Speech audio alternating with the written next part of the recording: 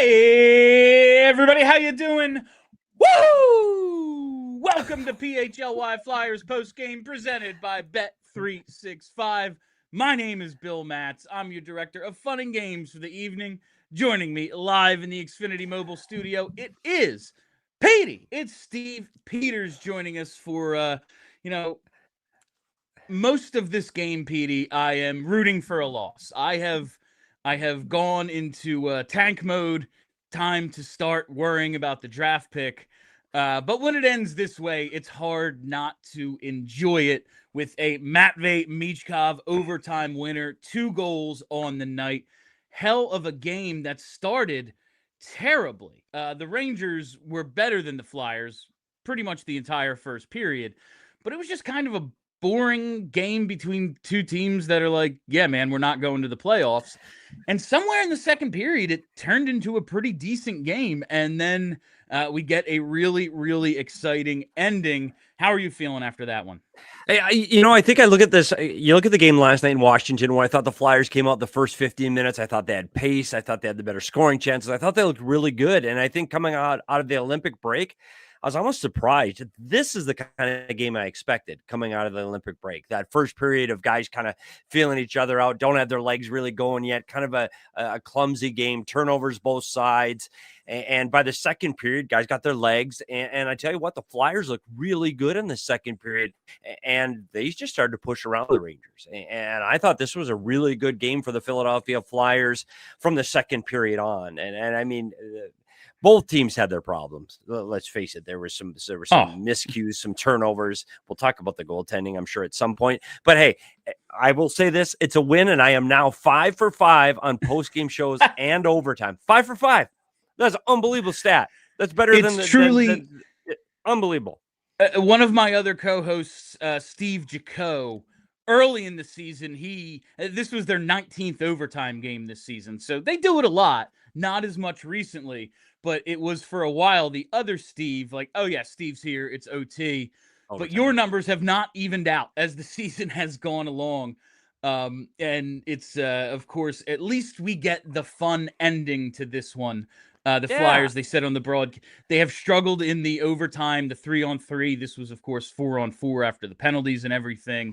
They'd lost 8 straight after regulation, 4 in OT, 4 in a shootout. They finally get one, and it's Matvei Michkov that does it. We will talk about all of that in just a second, but I got to tell you about the DieHard sale right now happening at allphly.com. You can sign up to become a diehard for $36 for your first year. You get access to all of our premium written content, and what a great time for that it is. NFL draft, things happening around the league, great stuff. Fran Duffy's draft guide is out. And hey, Flyers offseason just around the corner. You know we love all those things. Charlie's already got his top prospects list out. You get all that, a free shirt, access to Discord. No reason not to sign up. Allphly.com or right there. Hit that QR code on the screen. Petey, I have to, we have the sponsored segments, and I'm like, okay, game changer. There's a couple of guys who this could be, but we have to hit tonight's game changer, driven by Elkin Chevrolet. Elkin Chevy, together, let's drive. He left, no question, Matvei Michkov. He gets the Flyers goal scoring started with a power play goal. We've talked a lot about his production, and for all the consternation around Matvei Michkov and the sophomore slump, the rough second year he has had, you look at going through 55 games he had played before the Olympic break. He had 7 fewer points than the season before, and it was all power play. He had 14 power play points at that point last season and only 7 this year. He gets a power play goal, only his 3rd. The power play has been dreadful. It's been a running theme, but at least he was kind of productive on it last year. But he gets them started on a play basically identical to one that Logan Thompson robbed him on in Washington last night. And that was cool. All right, Michkov's on the board, not going to be a shutout. Really felt like we were heading that way. And then the OT winner. My God, talk about a change of fortune, Petey. He gets called for that goalie interference to give the Rangers that power play. They start overtime with the power play, and then he's out of the box onto the board. Yeah, and you know what though? That's what you want out of Michkov. Like as he took that penalty driving the blue paint, and by the way, it's a penalty. He's not pushed in. He Yeah. runs into Shesterkin. It's a penalty. But you know what? Good. If he takes that penalty, good. Like I want to see Matvei Michkov driving the net. We talked about last time I was on. We talked about Michkov slowing the play down and trying to stop up at the blue line. Dude wasn't slowing down there, like driving right through the goaltender. I think that's some of the things he's got to get into his game. Now, I don't want him to take penalties every time he comes into the crease, but when he crosses the blue line, he's got to think, hey, I'm going to beat that defenseman wide and do that and get to the net. I think that was I'm okay with him taking the penalty there. And I know the timing of it was poor, and I know it went and carried into overtime. But honestly, I think those are the things offensively that you want to see Michkov do. The power play goal, that spot off of the right circle where he's able to back up, find himself some more room. And then when he drives the net, he puts it between his legs, behind his back, little fancy dipsy doodle at about the hash marks. Really nice play before he drives the net. And then on the goal, changes speed, then picks up speed, is able to beat that defenseman, and he just slides that. It was sneaky dirty underneath Shesterkin. Offensively, this is what you want to see from Michkov. And again, we've said this all season. Patience. Dude's not going to win the Hart Trophy this year. Man, this is great. This is a good step. This is a two goals offensive output tonight, plus the driving the net. This is good. These are things that he needs to build confidence. So over these last 24, 25 games, he can continue to build and progress on the offensive side of his game. And people aren't going to want to hear this, but he's got to still continue to work on those little details defensively so that he can get more ice time, so that he can play more. Because offensively, I bet he gets more offensive zone starts on Saturday. Playing the Boston Bruins on Saturday, you watch and see his ice time on offensive zone starts. And even late in this game, they put him out on their power play unit. The second group went out first. And because Tocchet saw that they were going, so he put them out first. I do think as this season winds down over the last 25 games, if Michkov can continue to provide offense, you're finally going to see those numbers on ice time go up. And that's the thing that not in defense of Tocchet, but just some of Michkov's usage, like we saw it tonight on the ESPN broadcast. They highlight a couple of the miscues, the misplays, turnovers, whatever. And I had a lot of people in my mentions being like, oh, but they don't highlight any of Konechny's. And Konechny had a bad one early to give Adam Fox that 3-on-1 chance that Ersson made the save on. And it's like, well, yeah, Konechny's the leading scorer. Like if Michkov had 20 goals and 60 points, we wouldn't care so much about that stuff. Hopefully this is the start, just like last year, where in the final third of the season, he just goes nuts. I did have to laugh about the penalty, though, because you're right. I do want to see him drive the net that way. Mm-hmm.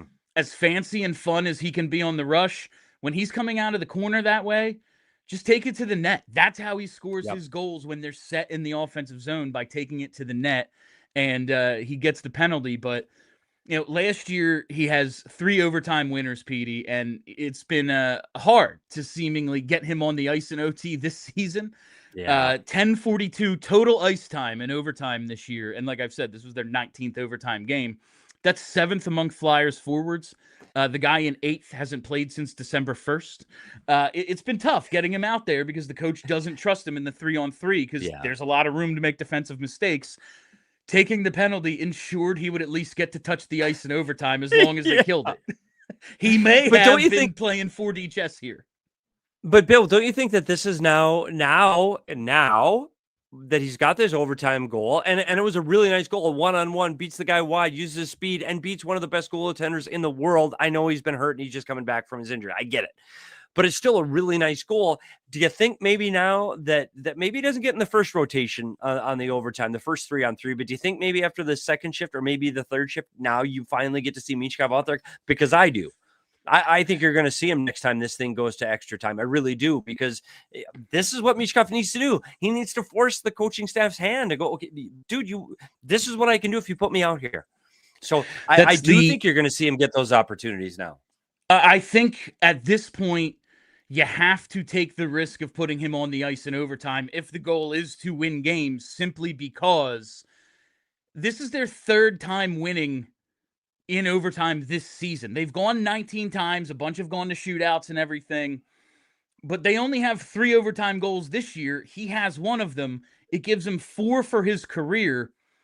To find Flyers with 4 or more overtime goals, you have to go back to 2019-20. You have to go back 6+ seasons in order to find as many guys with his ability to just end the game on one shot. And for all of his flaws, this is where he shines. Power play, all the room in the 3-on-3 or 4-on-4. I think now maybe just a little bit of that proof. Rick Tocchet in his first year, he doesn't know any of these guys. You know, he got a little taste of Sanheim and Konechny at Four Nations last year, but that's really it. Noah Juleson, he knows from Vancouver, but it was a fresh slate with all these dudes. Maybe now a little bit of that trust can start to build up. Yeah, I agree, and I think that's how you have to earn trust with your coach. And I think I think that the relationship between these two players has been overblown. That there's some consternation or difficulties between the player and the coach. I don't think there are, but I don't think they're as bad as what has been portrayed. I really don't. No, but this is how you earn his trust. And again, the kid's 21. Like I keep trying to pound that in. He's 21. Like his career he's got so much time to do amazing things for the Philadelphia Flyers, and these are little steps. This was a great offensive night for Michkov, and you know what? He left the ice with a smile on his face, which he hasn't done in a long time. He's happy about his game. He's getting onto the plane tonight, being really happy about, hey, what a great game on the road I had tonight, and heading into Boston. And carry that momentum. Let's see him put together 2 or 3 games like this. That's what the fans want to see. That's what the coaches want to see. And most of all, that's what Matvei Michkov wants to see. He wants to see this continue. So let's break out. Let's do this again against Boston. Let's see what kind of offensive output he can have there. His confidence is going to build over this last 25 games, just like it did at the end of last season where he put up all those numbers. I think there's going to be some good offensive moments for Michkov down the stretch because he's happy, having fun, and he's building his confidence. Yeah, I think the Michkov line with Cates and Brink was their best offensive line in the Washington game tonight. Cates assists on the power play goal, and of course, Mish scores the overtime winner. All right, on the other side, we're going to talk to Charlie O'Connor from Madison Square Garden, but we got to take our first break. Let me tell you about a local business that's been helping Philly homeowners and businesses stay pest-free. It's Evans Pest Control. And this isn't some giant national chain. They're a family-owned, community-focused pest control company right here in the Philly area, and they've been earning the trust of our neighborhoods for years. Evans Pest Control uses a state-of-the-art equipment, safe and effective treatment options, and their techs go through continuous training so they're equipped to handle anything. We're talking rodents, we're talking insects, termites, and even bed bugs. They offer priority services and consultations, which is huge when you have a problem with pests. Everyone in Philly knows pests don't knock, they just show up. Evans Pest Control is your solution. So if you see signs of pests or just want to prevent them before they start, reach out to Evans Pest Control. Visit evanspestmgmt.com to schedule your free consultation. That's Evans Pest Control at evanspestmgmt.com. Listen, we all know how frustrating it is buying tickets these days. The queues, the fees, it never ends. And that's why I love to use Game Time. Whether it's for the NHL, whether it's for summer concerts, whether it's a wrestling show I want to go to, the Game Time app gives the advantage back to fans. It's the hack for unlocking amazing tickets and experiences in just a few taps. It's incredibly easy to use, and the Game Time guarantee means you can trust you'll get 100% authentic tickets on time and at the best price. I just saw tickets for as low as $25. You can get a panoramic view from your seat in the app before you buy, so there's no guesswork there. And your purchase is covered with the most flexible customer service policy in the ticketing industry, so you know there's never going to be any questions. Plus, fees are included. Know what your total is up front with no surprise fees at checkout. Take the guesswork out of buying NHL tickets with Game Time. Download the Game Time app, create an account, use code PHLY for $20 off your first purchase. Terms apply. Create an account, redeem code PHLY for $20 off. Download the Game Time app today. All right, we are awaiting Charlie O'Connor on the Xfinity mobile call-in line. When he's able to join us, he will. I want to... Obviously, exciting night, especially for everyone who's been waiting for the Michkov breakout game. Perhaps this is it. I do, however, Petey, want to talk about the Rangers for a second. Last place in the East, and last place in the East by like a lot, and as well as in the Metro. I think they're 8 points behind the Devils in the Metro. They had 8 shots on goal in the first 11 minutes. I checked the play-by-play. They had 17 in the final 51 minutes, and a lot of those came late in the third and in overtime with the power play. I don't know if I've ever really seen a team tank before in the NHL, but this is as damn close to it as it can get. They are so bad. Well, this is a team that won 2 of the last 4 Eastern Conference title, or Yeah. been in the Eastern Conference Finals 2 of the last 4 years, and to be what they are now, just a clear shell of what this team used to be. All the players we recognized as, Rainer, Chris Kreider, Panarin, and soon to be Trocheck gone. Man, that's a bad hockey team. And honestly, at least the Flyers can look. Hey, we got a couple of guys down in the minors that are going to be up here offensively. We got some Michkov's a young superstar in the making. Like that, at least you can see that there are some young players. I don't know what they're going to do in New York. I don't know. I think that was a bad hockey team, and they're only going to get worse over the last 25 games. So you talk about tanking. This team could be sitting near the bottom. They're getting their ping pong balls in order right now. That's the draft and the allure of New York. Last time Fox and Panarin basically get dropped in their lap. They have Shesterkin. Well, maybe the same thing can basically happen. That's basically their only path. All right, I do want to, before we get to Charlie, talk about Sam Ersson, because I was building the show in the first period to just kind of talk about how I'm all set on this guy. He's under contract. He's here. He's got another year of team control. I guess they can give him the qualifying offer, bring him back in the summer, and say, you're competing. You're competing for the backup spot in camp, whatever. And he makes some huge saves in the first, only for the carrot goal from yesterday to just somehow get through him. And I thought we were on pace for a classic Sam Ersson 4 goals on 17 shots kind of game. And he was solid the rest of the way. Yeah, this is something like we talked about this last season with Ersson too. Like it's always that 1 or 2 goals in a game that go, gosh, you really need to have those. And when you let in a goal like this from the half wall, nobody between you, no screen, no tip. First of all, you have to make that save. Bill, pretty sure you could have made it. I'm pretty sure I could have made that save. And here's the problem. Because on the bench, when you give up a goal like that, it's even. Like you're competing in this game, and it's an even game, and you give up a goal like that, the guys on the bench just go, oh my God, here we go again. And it is hard to get back and go, okay, we got a lot of trust in this guy, but I got to give it to Ersson after giving up that horrific goal. And it was bad. And I watched it 3 or 4 times because I wanted to make sure it didn't get tipped. Did it hit Ristolainen? Like, what happened? How did he miss it? No, dude just missed it.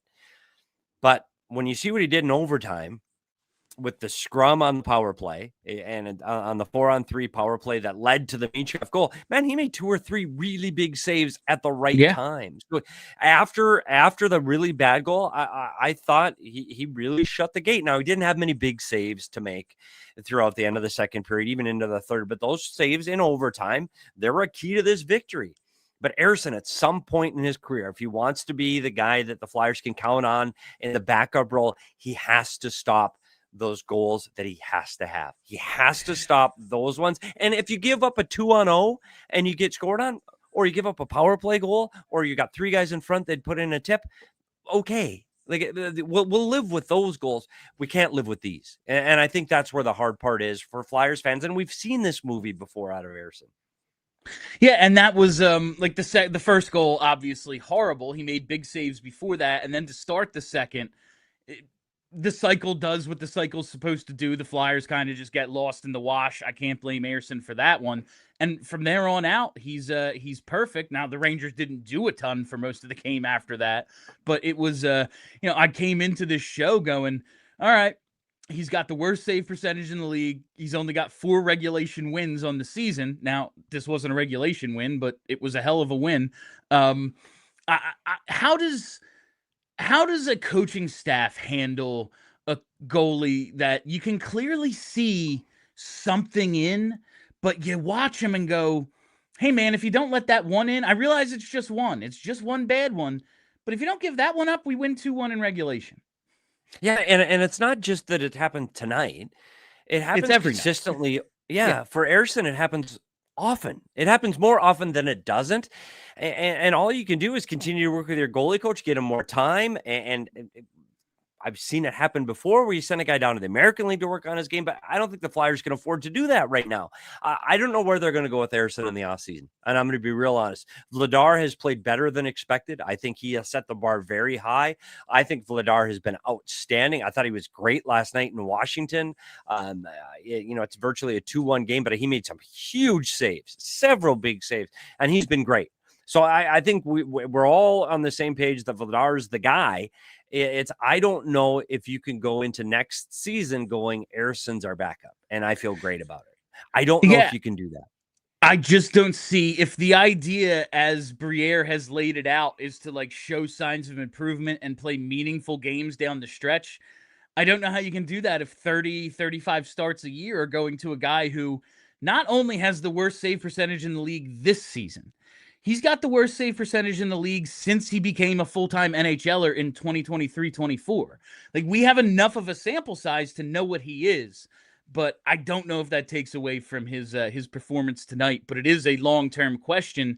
Do you give up assets for another goalie? Do you go and try to find another Vladar? Like, okay, let's see if we can build a guy who's a backup tandem guy into something more serviceable than he's been throughout his career. Do you take a shot on one of the young guys in the AHL, Kolosov and Bjarnason? Kolosov hasn't been very good when he's played in the NHL. Bjarnason's 20. I'm not in a huge rush to ruin him either.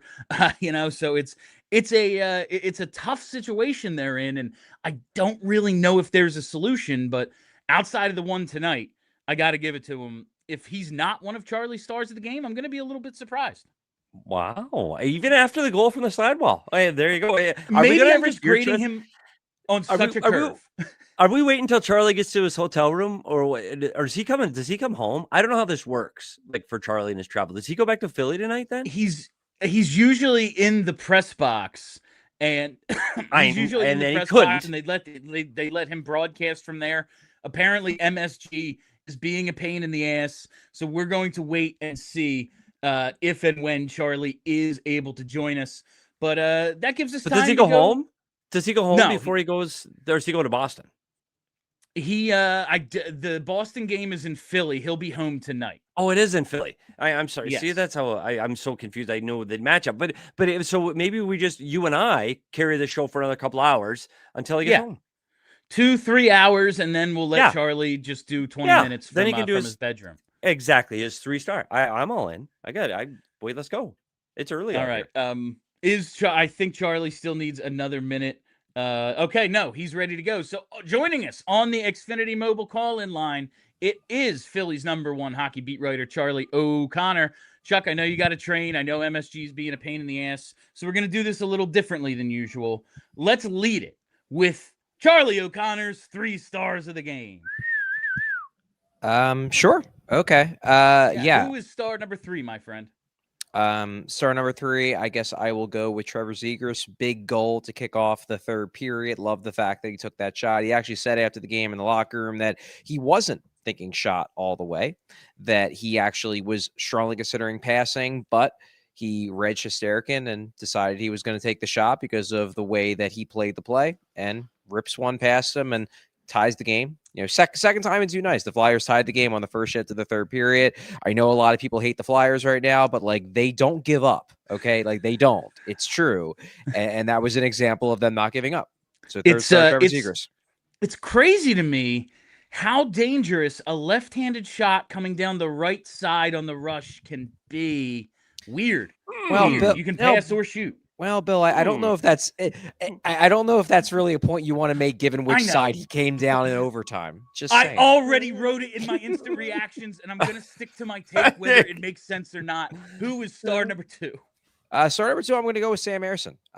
Gives up a really weak goal in the first, but as Trevor Zegras put it, he basically said, look, after all the monster saves he made earlier in that first period when the Flyers were basically not playing hockey for the first 10 minutes of that game, you know what? It's fine. Who cares? Who cares that he gave up a weak goal? He was really good the rest of the game. Sam Ersson, look, he wasn't perfect. Obviously needs to stop giving up these ridiculously weak goals. But on the whole, Strong game by Ersson. They don't win this game if Ersson doesn't play really well the rest of the game, especially in that overtime, having that early penalty. Because it's I mean, you all know who the first star is going to be, and he deserves it. But the fact of the matter is that like if they score on Ersson on that power play, Michkov is the GOAT. Like he's the guy who is getting blamed for this. The old definition of GOAT. Yeah. The old definition of GOAT. Instead, we're all going to be justifiably being like he's the hero because he was, but he doesn't get the chance to be the hero if Ersson doesn't come through on that penalty kill. So Sam Ersson, second star.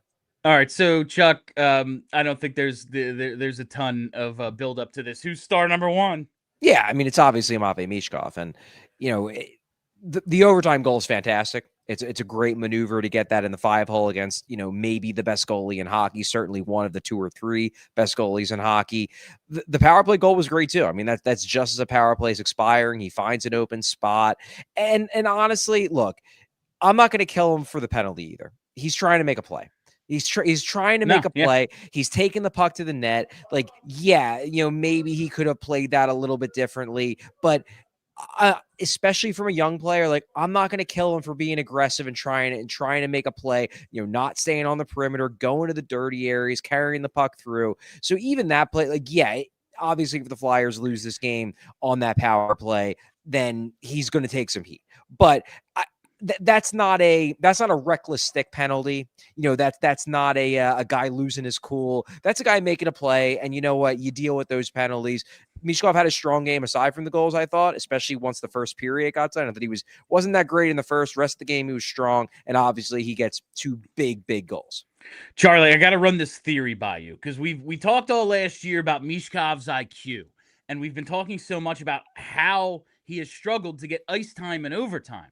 Knowing that the penalty kill has been fantastic lately, do you think he guaranteed himself a shift in overtime by purposefully running Shesterkin?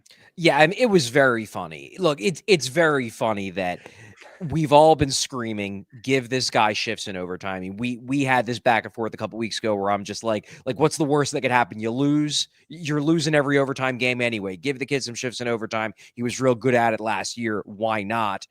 It is very funny that he gets the shift in overtime because he's coming out of the box. It wasn't a coach's decision. It was basically his decision, and then he makes the play. I did ask Rick Tocchet after the game whether that goal has earned him more usage in overtime. Tocchet said, and believe this if you want, Tocchet said, we had already talked about that during the break, and we were going to start giving him more shifts in overtime anyway. But yes, he is going to get more shifts in overtime. So believe what you will. But he said that the plan was always to use him more at 3-on-3. Again, if you hate Rick Tocchet, you're not going to believe him. If you don't hate Rick Tocchet, you will. That's basically what it comes down to. But the question was asked if he's going to get more 3-on-3 ice time after this goal, and he basically said yes, he will. So there's that. All right, Chuck. Outside of the heroics of Matvei Michkov and the real turnaround from Sam Ersson after that dreadful first period goal, what were your other observations from the game? I know you're on limited time here. Yeah, I mean, I thought the first period for the most part was awful.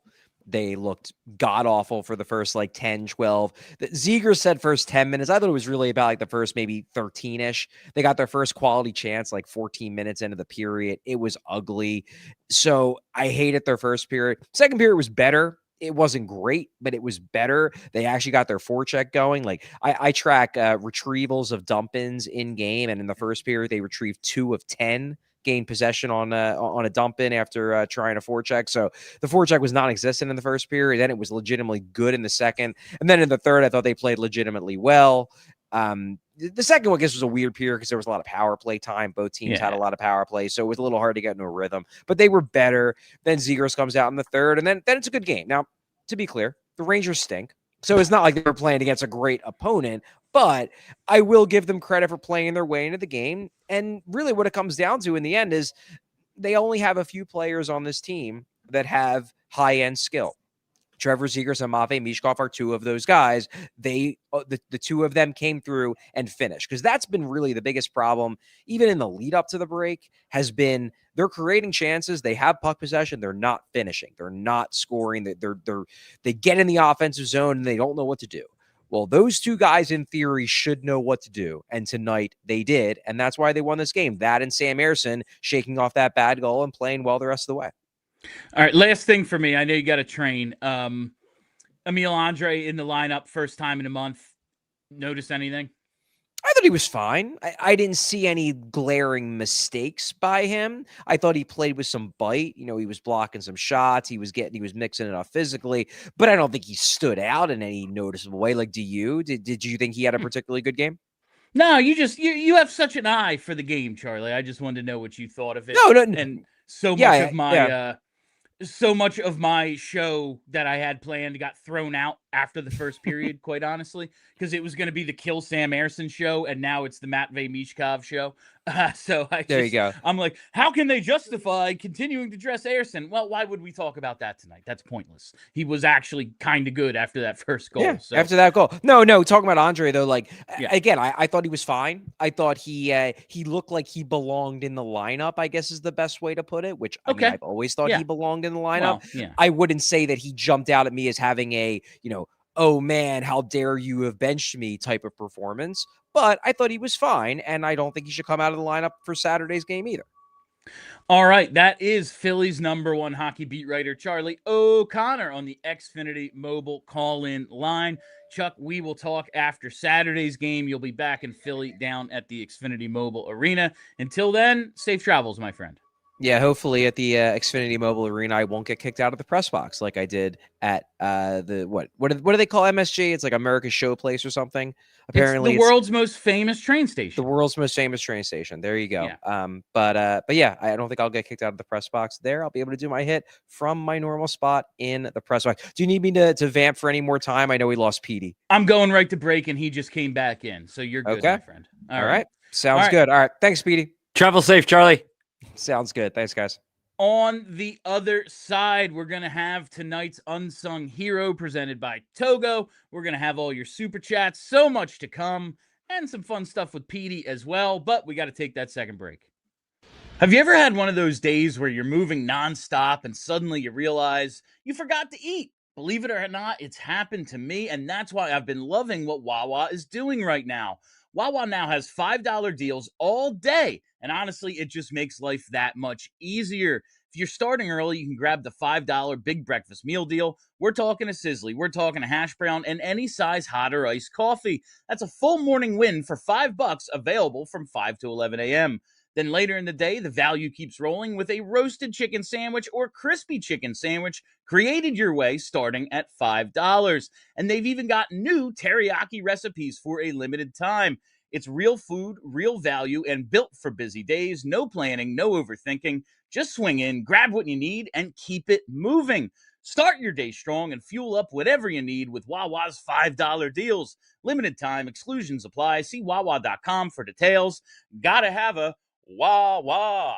All right, it's time for me to tell you about Xfinity and the Xfinity 5-year price guarantee. What if I could offer you reliable and intelligent Wi-Fi? And what if you could keep it at the same price for 5 years? Well, that's the Xfinity 5-year price guarantee. Imagine Wi-Fi that makes everything in your home work together and that fixes problems before you even notice them, like super intelligent Wi-Fi with a 6th sense. Imagine Wi-Fi that lets you stream the game even when the whole family's online and has all your devices working in perfect harmony. And imagine all that for 5 whole years. And the best part, there's no annual contract, no hidden fees, and Xfinity's best equipment is included. Take it from me, a lot can change in 5 years. Championships are won, records are broken, but your Wi-Fi, it should stay reliable and the price should stay put. Lock in your price and unlock the possibilities with Xfinity. Learn more at Xfinity.com. Xfinity, imagine that. Select plans only, restrictions apply.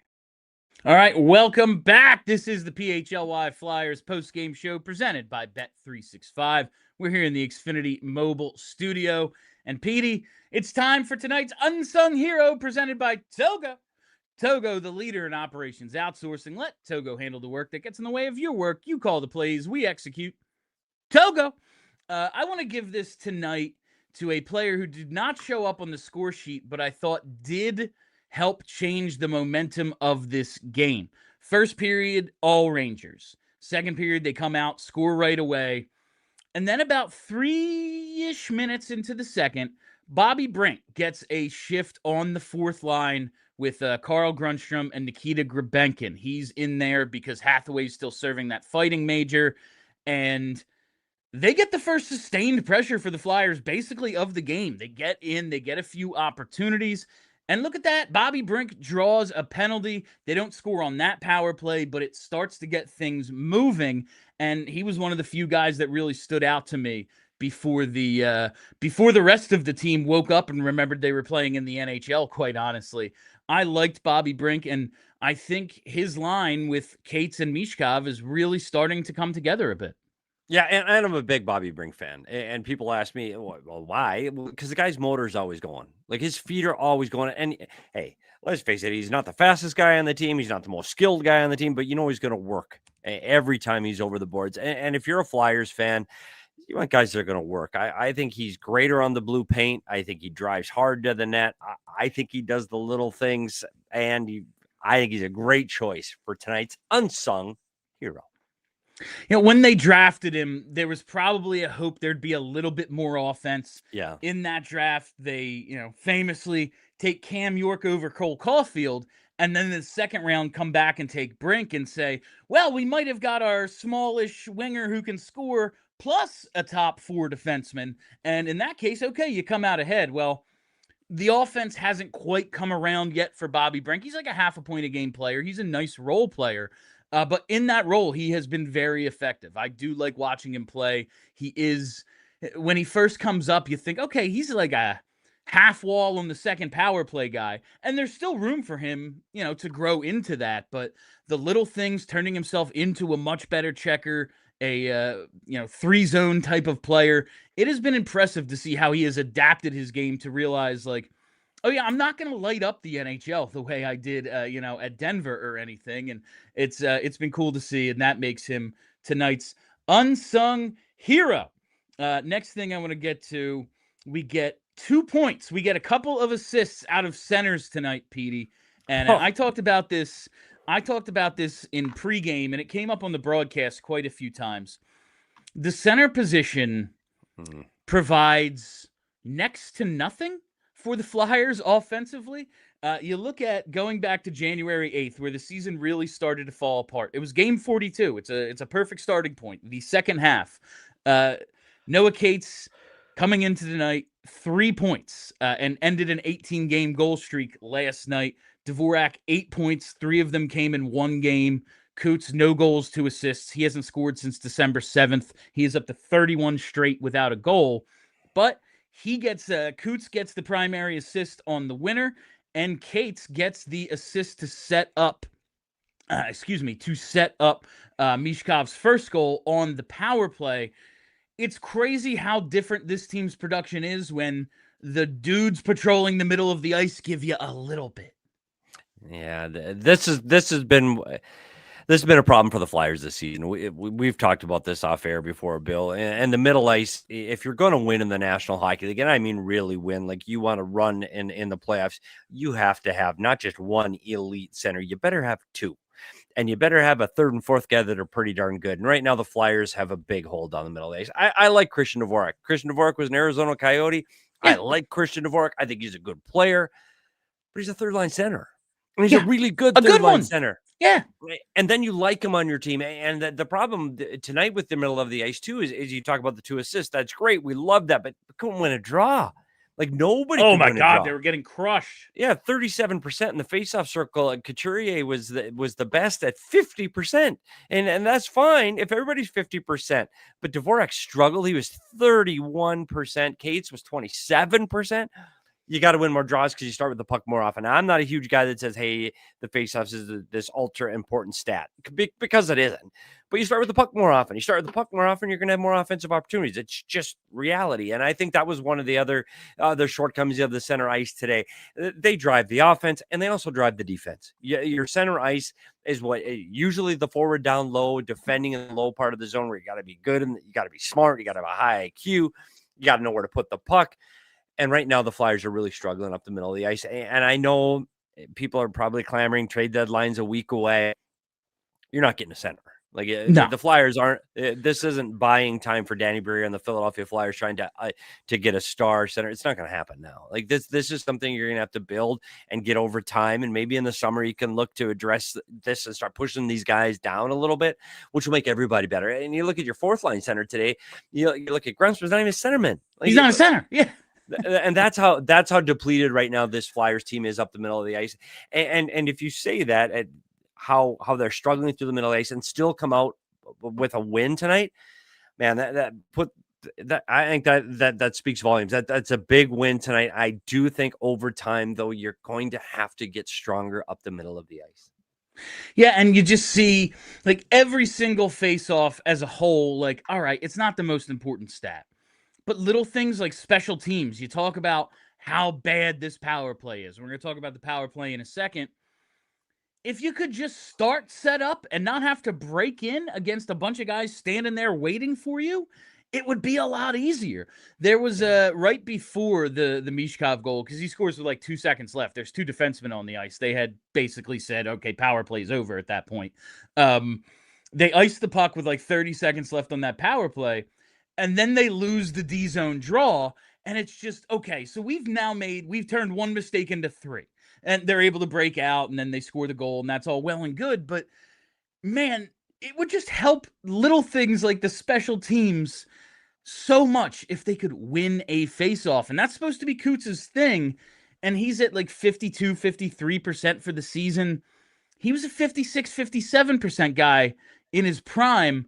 If suddenly he's more of a coin flip, okay, the few things he do well, like you're narrowing that down even more now, and he's hurting it. But hey, he gets the assist on the winner. Cates gets an assist tonight. Really nice setup on that power play goal. So at least they got something out of the centers tonight. But long term, when I put these stats together, I knew they were going to be bad because the team as a whole hasn't scored at all in the 16 games before tonight. But 0.75 points a game total from these three centers. That's like one good center, not even great, just good enough. Yeah. That's what you're getting out of your top three guys. Yeah, 5 combined. shots a game and 3/4 of a point a game. That's one really good player.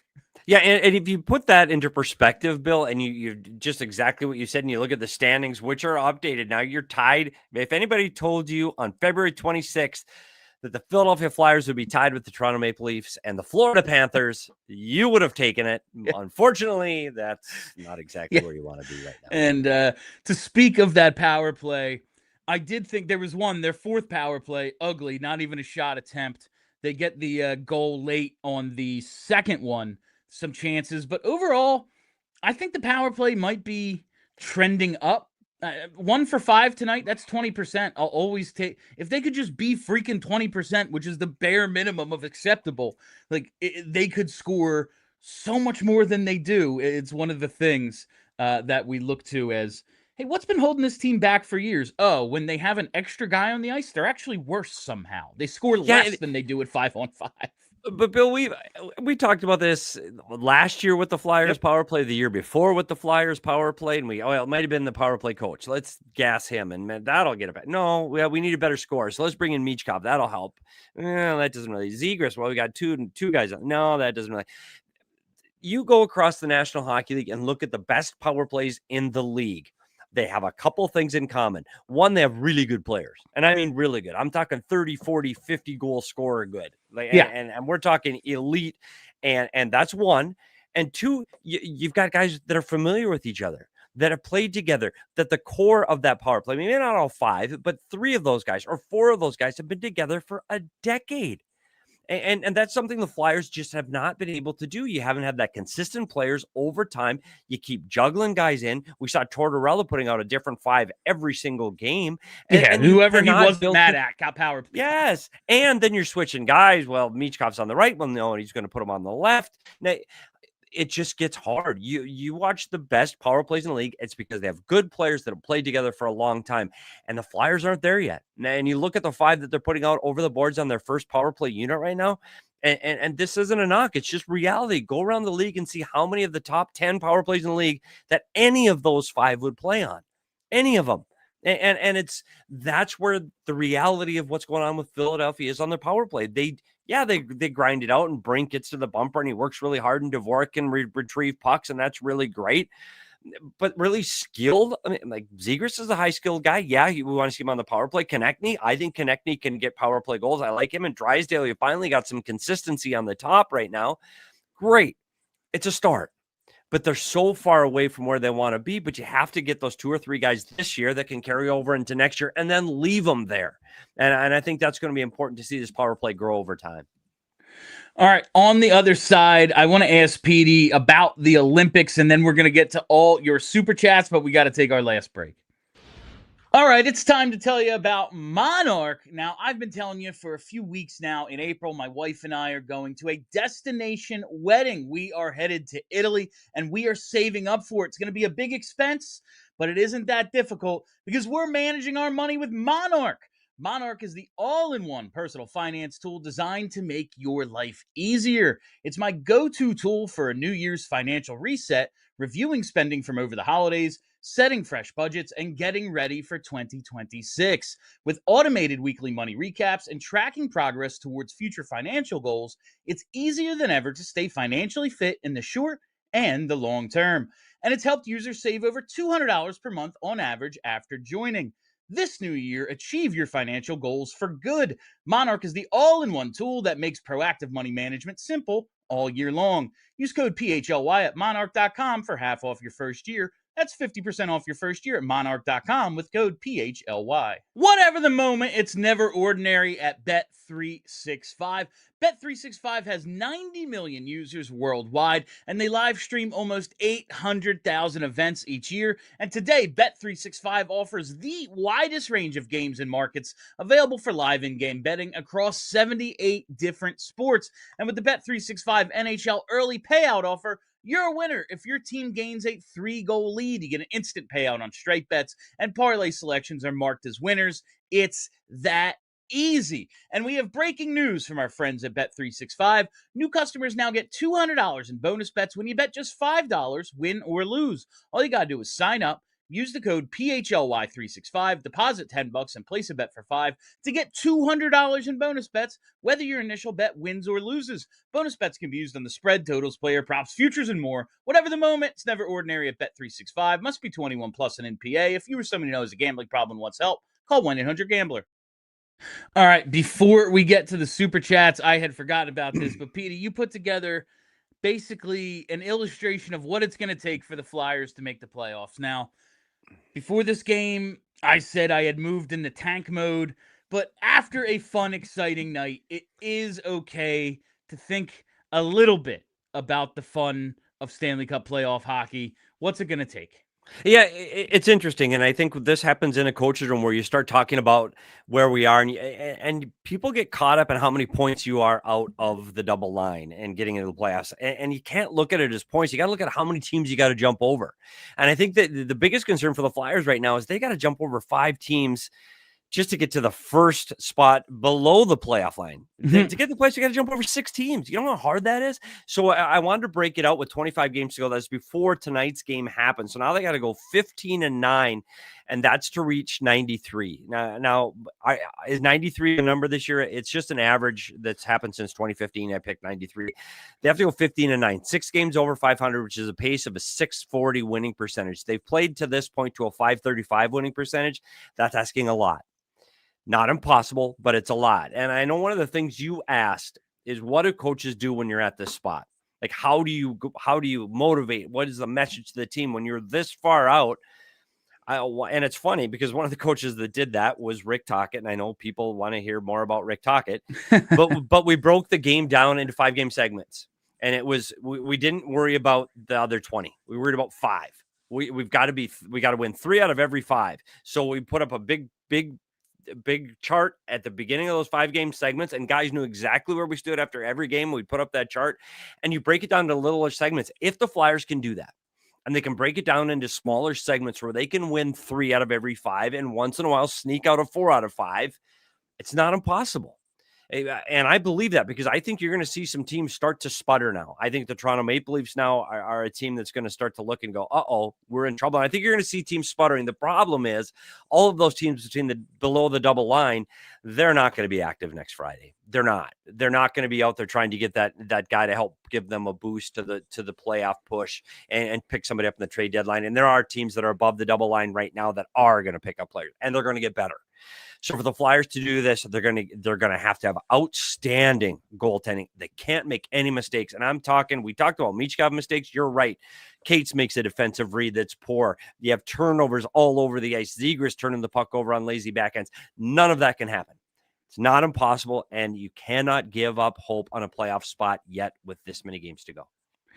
I appreciate like you laying it out on the board, like 5-game segments. But what I'm picturing in my head is Major League and the tearaway of Rachel Phelps, and you take a piece off every time you win a game. That's what I'm picturing. Maybe that'll work. Get a big picture of Bill up there in the room. Maybe that'll be the motivation this club needs right now. It's funny. You try to do anything you can to find positives in the way you're playing right now today, because the reality is when you look at the math, it's going to be incredibly hard. Not impossible, but incredibly hard. And until it is impossible, meaning you're actually eliminated, you have to, from the coach's room and the players' locker room, you have to fight like you have a chance. The general manager, they may think different. They may be looking at the draft. They may be looking at the ping pong balls, but the coaches and the players aren't, and they won't until they're officially eliminated. So you got the Boston Bruins coming into Philadelphia on Saturday.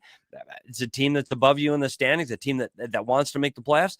These are the games that are must wins. Those teams that are above you in the standings, especially those teams in the Eastern Conference that are in a playoff spot, those now become must wins because those are 4-point games and you have to get them.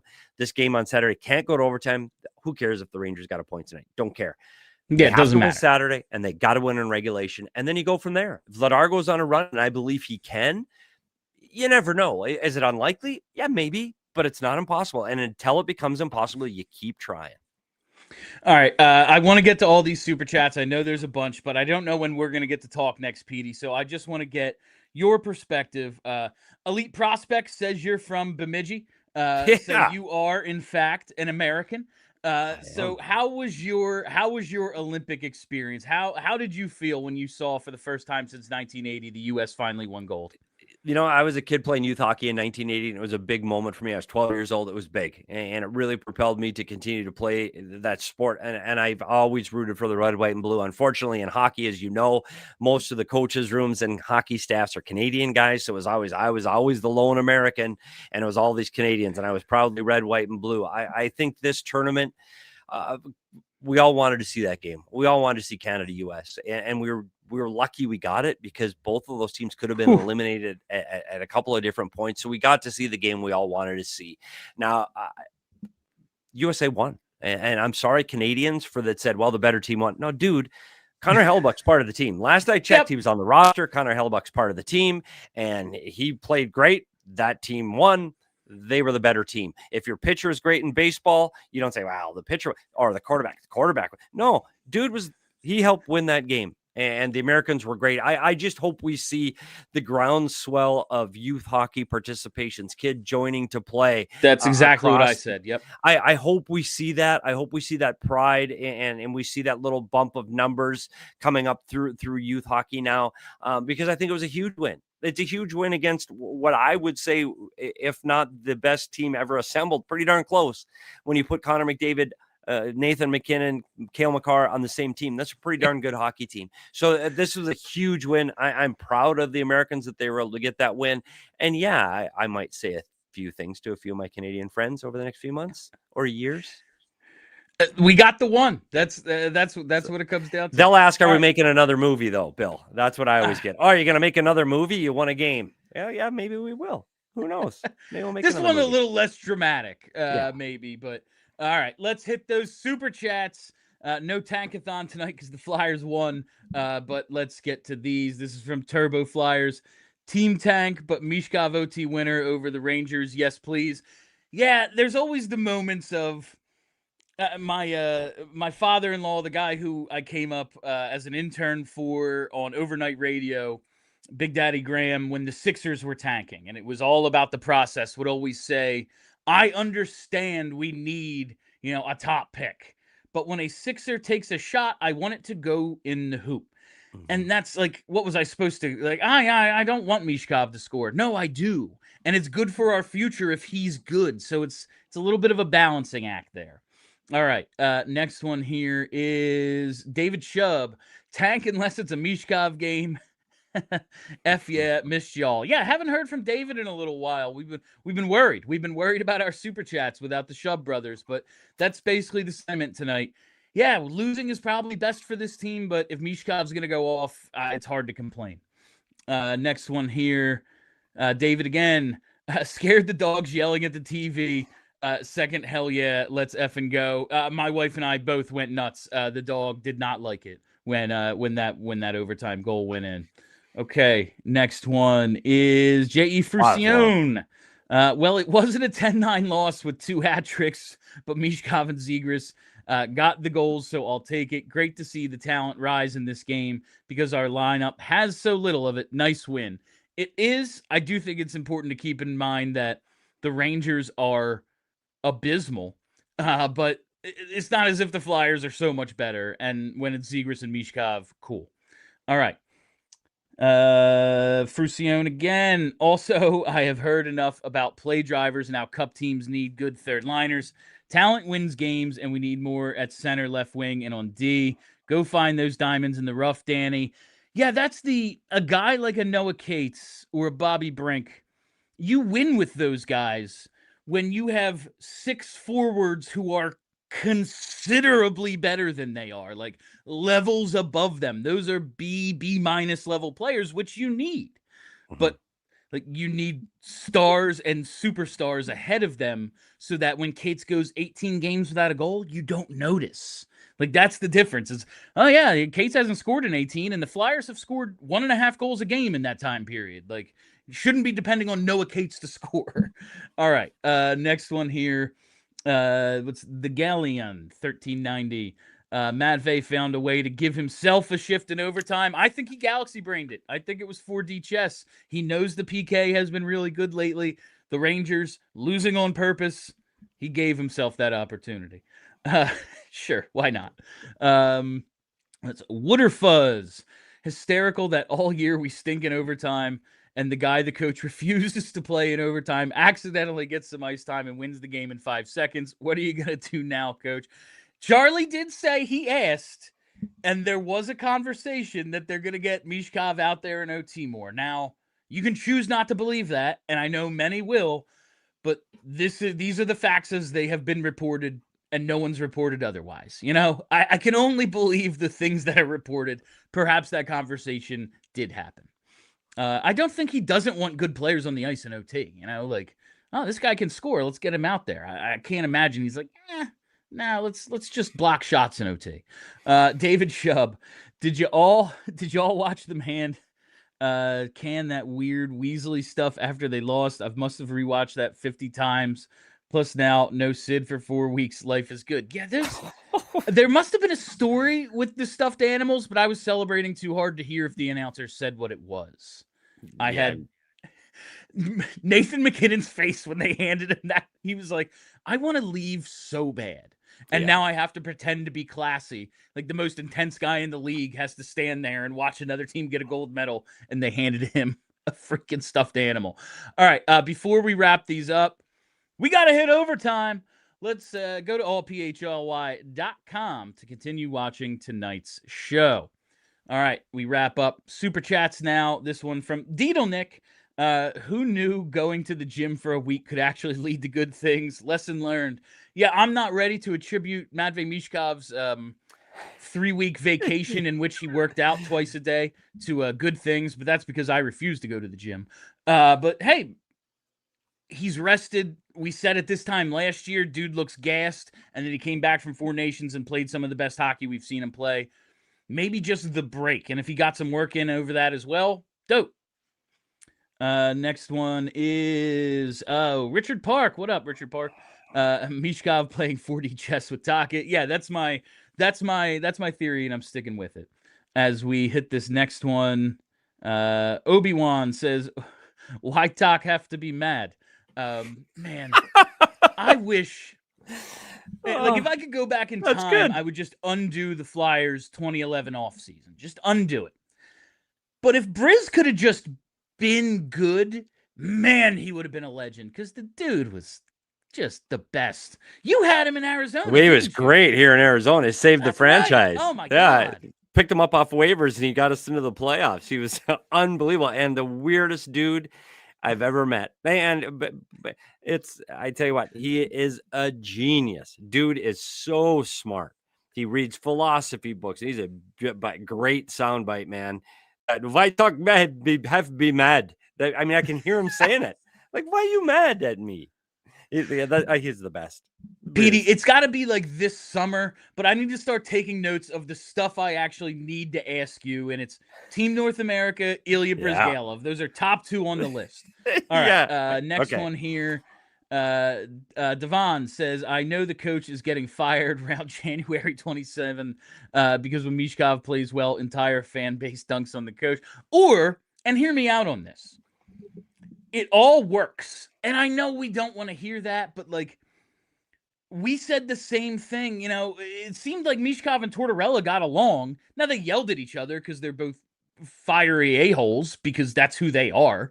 But like, we said the same thing about John Tortorella. Maybe this is what coaches are, and at the end of the day, it'll serve them both well to deal with each other.